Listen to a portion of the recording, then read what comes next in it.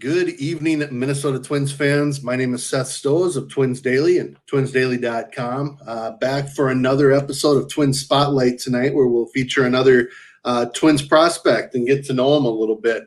If you missed last night's spring training live, that was a fun show with myself and Nick Nelson and the Twins geek, John Bonus, who's down in Fort Myers covering spring training right now. So be sure to check that out on our YouTube page or any of our social media. So with that, without further ado, let's get to our guest for tonight. We're going to just introduce him. I think I have the right date on here. Our guest tonight is outfield prospect DaShawn Keirsey, Twins fourth-round pick in, I believe, 2018 out of the University of Utah. And let's bring him in right now. DaShawn, how are you tonight? I'm good. How are you? I'm doing well, Thank you so much for joining. Well, I want to throw this screen up there real quick and get your thoughts on it. Put the right screen up there. I have to imagine this day was a pretty special day, signing with the Twins. Where does that rank, and just kind of your memories of that day? Ranking wise, in my athletic career, I'd probably have to say it's up there with one or two at least. It was an amazing experience being able to. I got flown out to Minnesota. It was before a game, so they showed us around the locker room before games. We got to see BP and all that fun stuff, and it was an amazing experience to say the least. We got to see things that people don't get to see, like before games, how these major leaguers prepare, and it was basically kind of just to highlight and show us as draft guys who were just drafted what life is like when you get up to the big leagues, because that's our goal for all of us players. And it was awesome to meet players that I grew up watching, Byron Bucks and these different guys, and then meeting the front office people kind of who everyone doesn't hear too much about, but really they're the cornerstone of what we do. If it wasn't for them, we wouldn't be on the field, and we wouldn't be able to see us. And then being able to sign, it was awesome. It's something I've always worked for, and being able to finally get that paper and sign was awesome. And I still think about it to this day. I see pictures and videos, and it brings back these memories. And it was awesome experience and an awesome start to being a Twin. So I'm very grateful for that. For sure, absolutely a great moment for any player. But and tell us a little bit. Let's just go right with that. Let's talk about the draft briefly. Fourth round, 2018, so day two, pretty early in day two. And just were you expecting to be drafted somewhere around there? Had you been hearing any rumblings from scouts or coaches or anything? So before it was a very weird day and feeling with talks. So leading up to the draft, I kind of was figuring between rounds 2 4, and a lot of different factors were going to go into where I was maybe at the time. And as me being me, I thought I was expecting a little more. I'm totally grateful for where it was, but it was just like the mix of emotions because of things that happened before, like with injuries and stuff, which was a big thing. But when I did get that call, it was like a weight lifted off my shoulders, and I was just ready to start and get out there and play. And I was honestly just grateful for that opportunity. I know it wasn't exactly where I wanted to be taken, but just looking back on it, I knew it was the start of something. So it was an interesting day, and I do remember because I wasn't home that morning. I was driving home, and I got a call from my agent saying, like, there's 2 teams right now on the table who want to take you like early day 2, and wasn't really. We talked about the team, and it was like, this team could take you here, and then this is another team that wants to take you as well. So I kind of knew, like, going home that day, kind of 2 teams in my mind. And honestly, the Twins weren't a team that had heavy talks before leading up to the draft. So that was kind of a surprise. And once I but once I got that call, I remember just like it was such a rock emotion. It was a really exciting day and just something I always look forward to growing up. So Absolutely. And again, we want to remind people if you want to participate, whether you're watching live on Facebook, Twitter, YouTube, feel free to send in your questions or comments. We have a question from a teammate of yours, Mr. Trevor Casanova, my guy. Absolutely. Trevor, how are you? Everything good? yeah, it's a guy I actually got to meet coming into pro ball. And there's been a ton of guys I've met because of baseball and sports, and totally grateful for all these relationships. And actually, a guy I still talk to this day, both live in the same area. So it's awesome. Awesome. Well, let's bring it back. What are some of your early memories playing ball? Did you grow up in San Diego and play Little League all the way up? Yeah, so grew up in San Diego, played Little League since I was, I think, 4 years old. And I was a kid who played 4 different sports growing up. And I just always had that love for sports and being active. And once I got older, narrowed it down to football and baseball. Played those two sports in high school. And once I got to college, I kind of took my focus to baseball and grateful for how it turned out. So. Well, let's jump into that real quick here. We got a little video here that maybe you can walk us through as the guy who catches the snap. Let's watch this quick and then get your thoughts. Again, DaShawn playing a little quarterback, left-handed quarterback, always a good thing. Yes.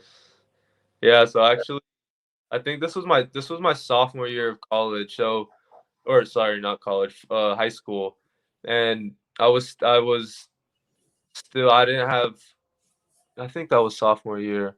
Yeah. So this was actually I was still playing quarterback at the time. It was the next year I transitioned to receiver, but I think I came in right before halftime, and that was actually the one of our receivers, Aaron, and that was just a cool experience. I think that was maybe one of my first touchdown passes in high school or varsity. And because it was a big game. It was I want to say it was a team from Utah, one of a top ranked Utah team, and that was definitely a fun game. I think I was playing both. I would switch in at quarterback and play a little wide receiver at that time. So. Okay. I mean, what were your memories from football? I mean, you said you moved to receiver. What were some of those? I mean, you clearly love the game, love the contact. Yeah, it's definitely a different sport and different aggression level and just competition level than what it is in baseball. Football, you're just so up close, and obviously all that contact is a very contact sport. So you're up one on one with someone. Um, I just always had that love for football, and just growing up in San Diego, and I was lucky enough to go to a big football school in San Diego. We have a lot of good alumni that was in the NFL and still currently are in the NFL. But football is a big my family up, and it was just something I always loved playing, and it just always came naturally and easy to me. So, uh, Angela says Deshaun's first word was ball. yeah, that's my mom. Okay. All right. Hi, Mom. Well, you went, like you said, to Helix Charter School. I know that former Twins prospect Jake Reed also went there. You mentioned the football, the alumni from there, but baseball too is some pretty good players. So, I mean, just talk about that experience. You mentioned the two sports. Were you pretty active overall in high school, or nothing but trouble? No, I was Maybe we should lucky. ask your mom that one. Yeah. Luckily, I had sports. I was very busy with sports all through high school. I would basically go from like football season training to baseball. And then after baseball would be summer, which is when our football team would start training again for football. So all of my 4 years of high school, I kind of never really stopped. And but I think it like football allowed me and taught me certain things to do on like the baseball field. I think playing sports or playing multiple sports in general helped me a lot. Just being active and learning how to control my body in different ways. Yeah, I never had time to just take a rest and enjoy high school, but I think playing high school sports was definitely the highlight of high school and being under those Friday night lights and then on the baseball field. So it was a very fun experience, high school. So. Absolutely. Again, reminder, we're talking to DaShawn Keirsey, Jr., Twins outfield prospect, fourth round pick in 2018. I always have to think about the year a little bit longer. But again, if you have any questions, let us know. But I wanted to talk a little bit about your recruitment out of high school. You weren't drafted, but you probably had some options. What was it about the University of Utah that made that the right choice for you? So actually I get this question a lot because being a Southern California kid and choosing a Pac-12 school, everyone out here normally chooses USC or UCLA, and I always got the question of how I ended up at Utah.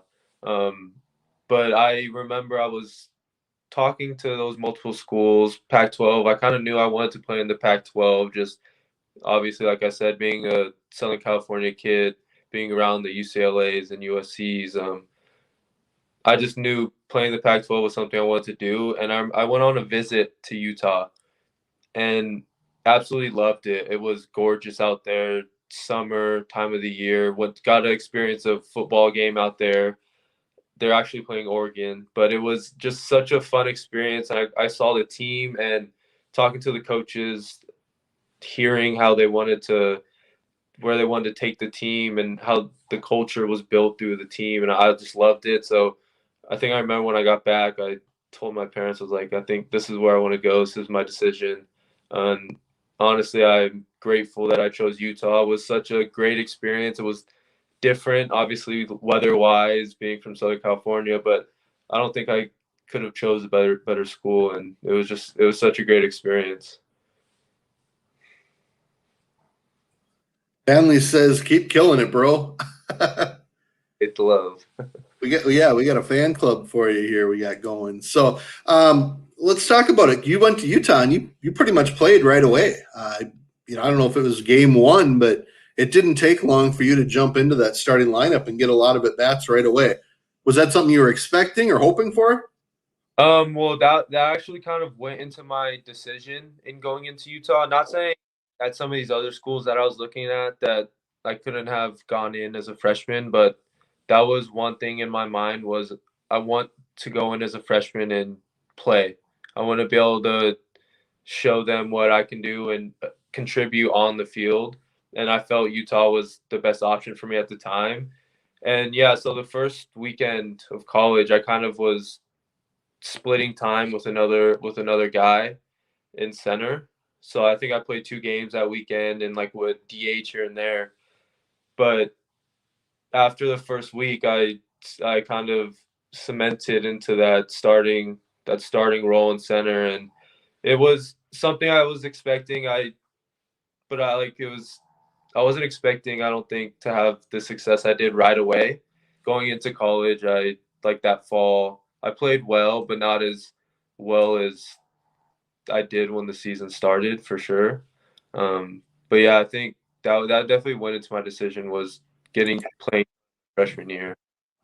Absolutely. Well, and you hit 293 that year. But second year, your sophomore year, you added some power with 10 doubles, 5 triples, and 3 home runs with an 848 OPS, which obviously is moving on up. But I asked you ahead of time if you were good with talking about it, but obviously that season, your season ended abruptly. Yes. And kind of scary, to be totally honest. And I'm sure you don't necessarily want to see this, but we'll show the video instead because I do think, number one, it's a big part of your story, and number two, I mean, it also shows the kind of range you have out in center field. So let's show that real quick here for those watching. I'm going to cue this up right here, and just we'll let it run. Mm. So I'm sure you remember hitting the wall. At this point, I imagine your mind's racing pretty good. Yeah, so that actually was the last game of the season. The first inning, the last game of the season, and actually the kid that was Hunter Bishop who hit that ball, and he hit it really well to the point where I knew I was going to come into contact with the wall. I just didn't think it would be obviously in that fashion, because he hit it on a line, and we play at the Angels AAA stadium, so the Salt Lake Bees, and I don't know if anyone knows, but center field there is 420, and since there's a berm, it's just a concrete and a pad, as opposed to most fields, it's the pad and like that chain link behind it, which has give.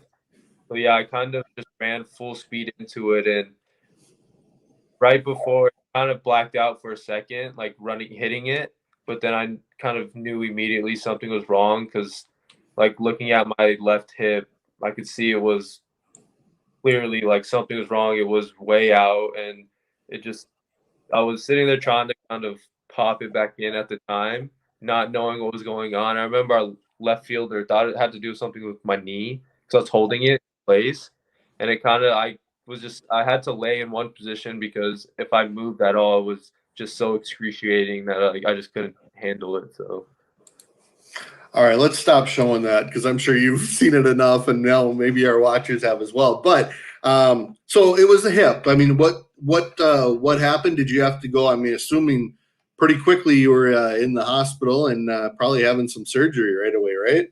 yeah, so the actual injury was I dislocated my hip and had an acetabular fracture, and it was when I was talking to the doctor, kind of wasn't something you really generally see in sports. That it was kind of something you see in car accidents because, like, when the dashboard hits the knees, the way you come in contact with it. But actually, that night they had to run a lot of tests to make sure I didn't injure it more than they thought. So it kind of was dislocated for a couple hours, and I actually wasn't able to get surgery for 2 or 3 days after because the hip specialist wasn't had to be flown out. Kind of was bedridden for three days about with I had a rod in my femur with a weight attached to it, kind of holding my hip out of place, which probably was one of the hardest parts of that whole I had to lay there still for 3 days, and any movement I felt all of it. But then yeah, I had the surgery and I got a plate and 6 screws in my hip, which are actually still currently in there. So Wow. Well, here's the amazing part is you went through that, and not only that, but you were back and played a full season your junior year. And not only did you play, but you hit 386 with 23 doubles, 5 triples, and 4 home runs. So you took your game to an entirely different level. I mean, how do you even account for the miraculous comeback there? I think it's just my drive and determination to come back. I remember when it first happened, when I was in the hospital, my coaches and teammates came, and I remember telling our head coach and hitting coach that I told him, I said, I'll be back game one. And they kind of shook it off, laughed a little, and were like, listen, on your recovery. And I was like, no, I'm going to be back game one. And I remember the next year, game one came around, and I told them, I was like, I told you. And they just they laughed it off. But that whole summer, it was difficult getting back because it wasn't an injury such as Tommy John, where you something like in baseball, you kind of have a set timeline. So I kind of was just on my own, kind of like timeline wise, um, and just got back. And then when I got back, I think the injury taught me so much that like, it just like, I mean, all of us take the little things for granted. I took walking for granted. I think all of us do just take walking for granted. And I couldn't walk for 2 months of that summer, and just, I think it just gave me a different perspective on playing in the game. So I kind of, when I did go out there and was able to play, I was just so grateful and wasn't stressing so much about the numbers or the outcome of things. And that's when things really took off, and it really allowed me to go out there and play my best. For sure, for sure. And you're getting lots of love here. So Yeah. So again, you mentioned getting drafted. You go fourth round. I mean, again, you may have been disappointed at that time, but if you look at the bigger picture, that's just incredible. So you get drafted, you sign, you head out to Elizabeth, and what was the Elizabethan experience for you? It's always a little interesting to hear the Elizabethan stories. Yeah, actually, luckily, guys don't have to go back there.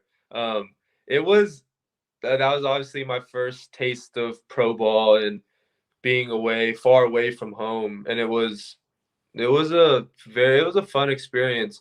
Obviously, a place I wouldn't have seen or visited if it wasn't for playing, but it was a small town, and it was cool because kind of that whole town revolved around the Elizabethan twins, and the games were fun and energetic. But it was different living with the host family, that was a new experience for me. And I was obviously put into a situation where I didn't know guys well because none of us really knew each other that well. We were drafted, and that's where it was fun because that's kind of where I grew these relationships with guys, and we're all put in the same position where it was new to us and it was our first little taste of pro ball, but it was really fun, and it was just an experience that not a lot of people get to live, and especially in that town where I think it's really cool for a town like that because not a lot of people are coming through it.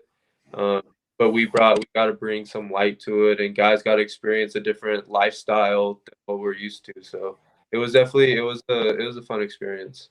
For sure. Let's jump to 2019, and I'm guessing it's a year you would have loved to have a 2020 season just to move past.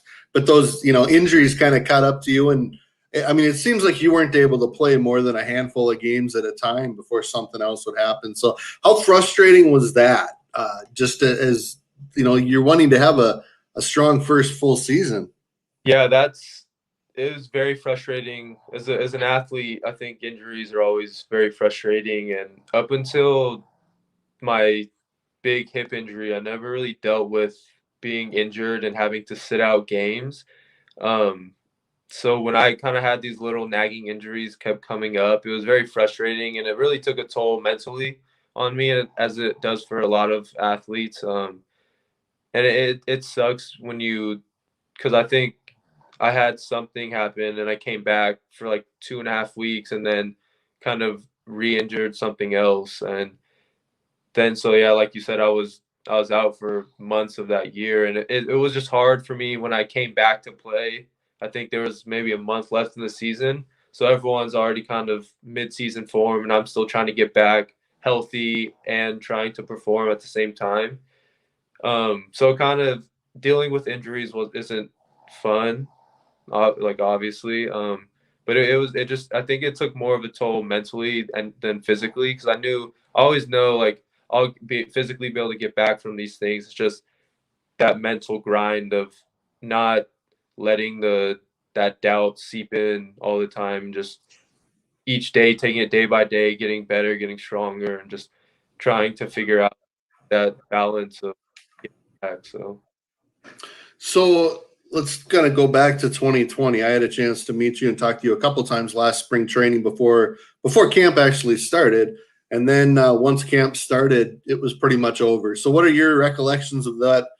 The events that kind of led up to that, and follow up. How quickly did you get back home? Well, that was a tough situation because going into that spring training, it was one of the best I felt in years, physically, mentally, and just everything. And it was cool because I did come early. I came a couple weeks early, so I was able to get into some of the big league spring training games, and I was playing well, and I was feeling really good. On my swing, everything felt really good. So when things kind of got shut down, it was a bummer for all of us, but especially for me because I was feeling good again and coming off that 2019 season where it was tough and just not being really able to play. I was really looking forward to get out there and have a healthy season. Um, but yeah, I remember I wasn't really paying attention to all this COVID-19 stuff. I didn't really know much about it, and then once kind of talks like with the NBA started, that's when I think all of us were starting to like pay attention, and then the NBA came around, like they shut their season down, and then there's just so much talk and chatter around baseball, like what's going to go on, what's going to happen. And I remember we had meetings talking about like we're not going to let fans come in anymore, like come through while we're doing drills and stuff. So kind of going through that, that was weird because normally like we have people walking around, and it was just us at the time. And then we were supposed to have a meeting, I think on like a Friday, and then we had to change it. And then that's when they kind of told us, they're like, okay, we're gonna send you guys home. And once they told us they're sending us home, I was home the next day, and it kind of all moved really fast. And then not thinking we kind of all thought we'd be home for 2 months at most, and we'd be back. And then here we are a year later, still waiting.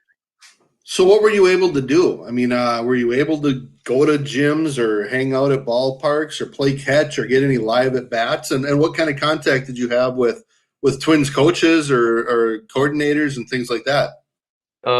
So being in California was kind of one of the states that was locked down the most. So it was kind of tough to do the things that I would do in the normal off season. So I was working out kind of at home, doing like home workouts and stuff. And I think as a couple months progressed, I started doing more. Luckily, like out here, especially in Southern California, there's so many just professional athletes in general, and then a lot of professional baseball players.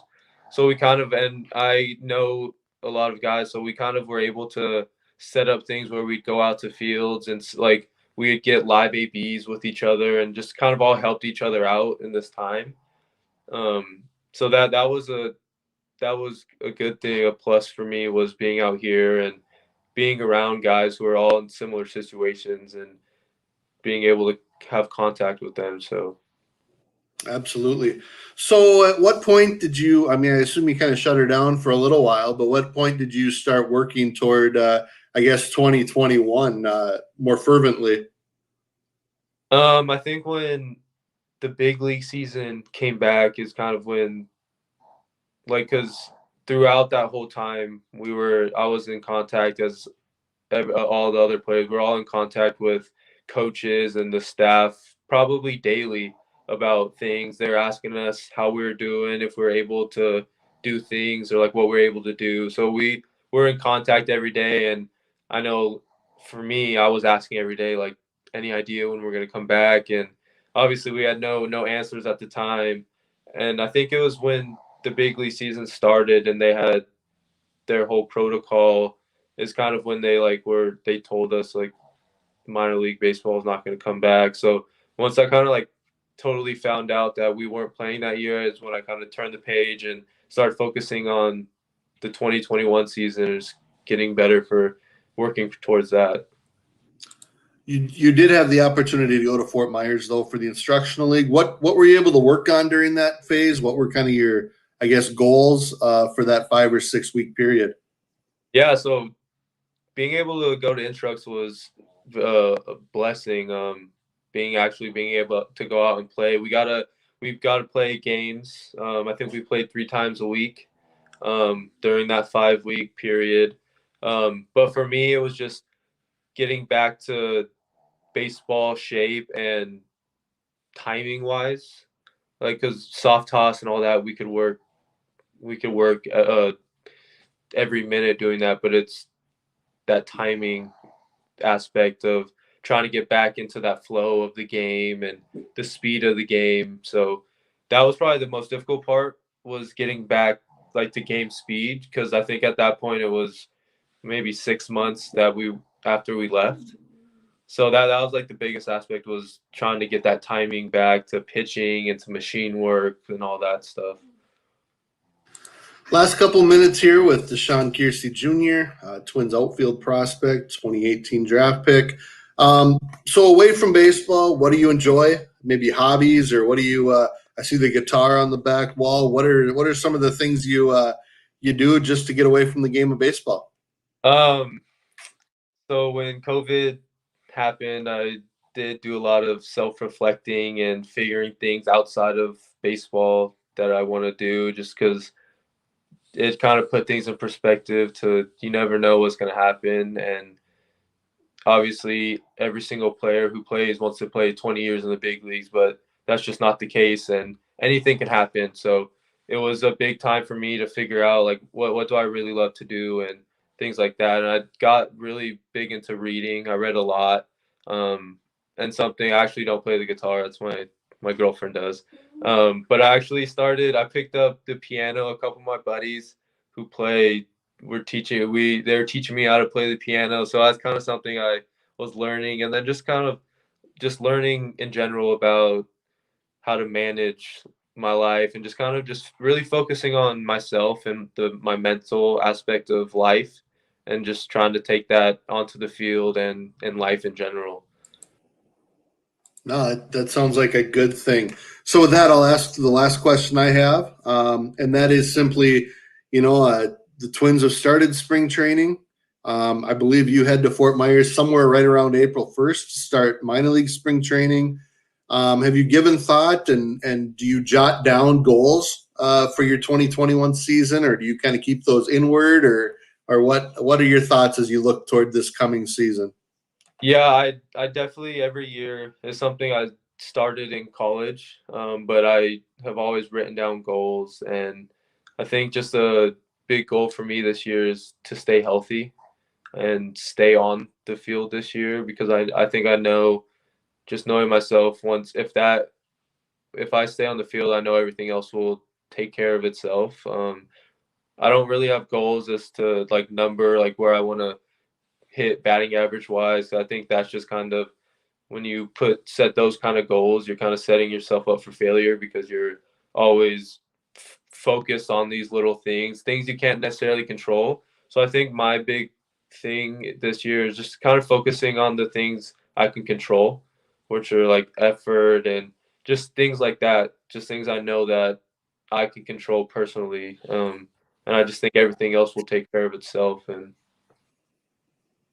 Well, often I ask, who some of the people are that helped you get to this point in your career. But just seeing from the comments that we've seen, you've got a lot of family, a lot of friends, a lot of relatives that are obviously very proud of you. Your story is incredible so far, and you've overcome a lot to get to this point. But clearly, there's a lot more to go, and hopefully, you can stick on the field and keep moving up the ladder and.